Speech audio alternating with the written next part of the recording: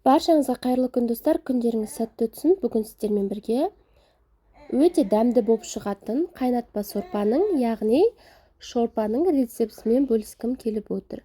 Ендеше видеоны соңына дейін көріп, арнама жазылмаған болсаңыздар жазылып, лайк басып, өз ойларыңызды қалдырып отыруды ұмытпаңыздар.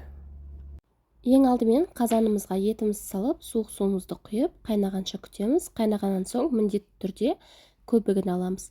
Көбігін алған жерім видеоға түспей қалыпты. Содан соң бір пиязды ұстақтап турап, осылай видеодағыдай қайнаған етіміздің үстіне саламыз. Және бір сәбізді де осылай турап салатын боламыз. Барлығын салып болғаннан соң үстінен бір ас қасықтай томат пастасын қосамыз. Немесе қызанақ қоссаңыздар да болады.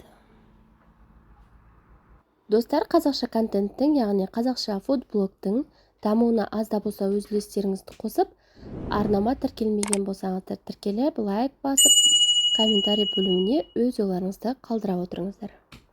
Алдағы уақытта тағы да кереметтей рецепттермен қуантатын боламын. Осы жерде енді дәміне қарай тұзымызды салып, тағы да бір жақсылап араластырып жібереміз. Содан соң қазанымыздың қақпағын жауып, 1,5 сағатқа баяу отта қалдырамыз. Етіміз піскенше. Мінекей достар, біздің сорпамыз дайын болып қалды.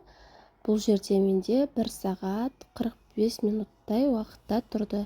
Енді үстіне тәтті болгар бұрыштарын осылай үлкен-үлкен етіп турап қосатын боламыз.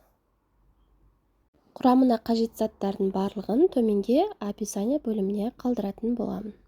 Сол жерден кіріп қарай аласыздар. Осы жерде картоптарымызды үлкен-үлкен бөлшектерге бөліп турап қосатын боламыз. Дәмін тағы да бір рет көріп жүріңіздер. Егер тұзы аз болса, тұз қосып жіберсеңіздер болады. Осы жерде қақпағын жауып, тағы да 20 минутқа картопымыз піскенше қалдырамыз. Мінекей достар, біздің осымен қайнатпа сорпамыз дайын. Өте дәмді болып шығады, әсіресе үлкен кісілерге қатты ұнайды. Міндетті түрде жасап беріп, үй іштеріңізді қуантыңыздар. Соңына дейін менімен бірге болғандарыңызға рахмет. Арнама тіркелмеген болсаңыздар тіркеліп, өз ойларыңызды қалдыруды ұмытпаңыздар.